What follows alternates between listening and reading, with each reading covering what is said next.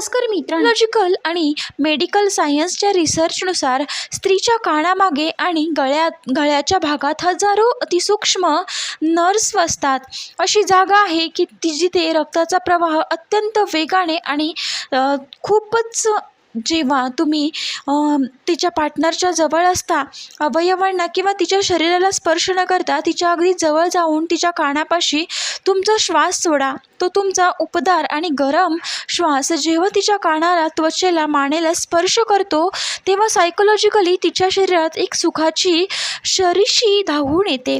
मित्रांनो, तिच्या पाठीच्या कण्यातून एक वेगळीच आणि तिच्या कानाच्या पाळीवर हलकेच ओठ फिरवणे, तिच्या कानात अतिशय शांत आणि गंभीर रोमॅन्टिक आवाज, काहीतरी फुसफुसणे स्त्रीला पूर्णपणे वेड लावून टाकतं.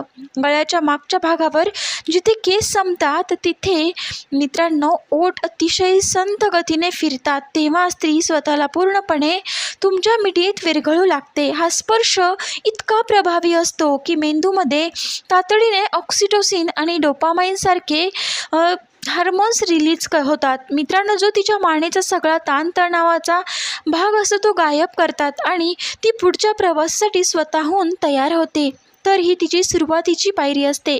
गळ्यानंतर स्त्री एक अशी दुसरी जागा लपलेली असते, ती पुरुषाच्या एका स्पर्शाने पूर्णपणे बेकाबू करू शकते. पण तिथपर्यंत पोचण्यासाठी एक खास सायकोलॉजिकल पद्धत आहे. जर तुम्ही घाई केली तर स्त्रीचा मूळ एका सेकंदात खराब होऊ शकतो. म्हणूनच या नाजूक वळणावर पुरुषाला अत्यंत संयम आणि समजूतदारपणा दाखवावा लागतो.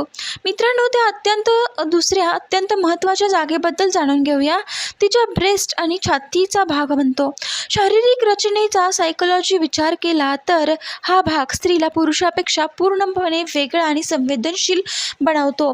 पुरुषांच्या तुलनेत स्त्रीच्या या भागांवर म्हणजेच ज्ञानतंतूंनी असंख्य अफाट असते, कारण निसर्गाने बनवलेली खूप नाजूक जागा असते.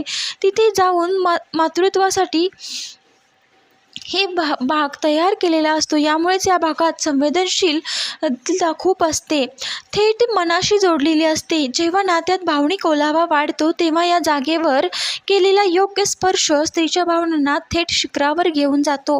पण दुर्दैवाने 90% पुरुष सर्वात मोठी घोडचूक इथे करतात की ती चूक म्हणजे खूप घाई, गडबड, हिंसक होतात आणि असाच ताकद वापरतात. त्यांना असं वाटतं की आक्रमकता दाखवून तो स्वतःचा पुरुषार्थ सिद्ध करू शकतात.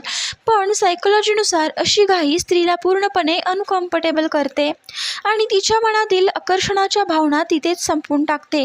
मानसशास्त्र असं सांगतं की या संवेदनशील जागेवर पुरुषाला आपल्या ताकदीचे प्रदर्शन करायचे नसते, तर परीक्षा द्यायची असते.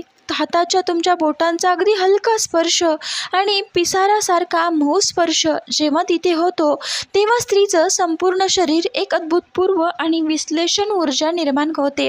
हा स्पर्श जितका संत आणि लयबद्ध तेवढाच तिला मनातून आदराने भरलेला असेल, तितकं स्त्रीवरचा ताबा ती स्वतः हरवू लागते.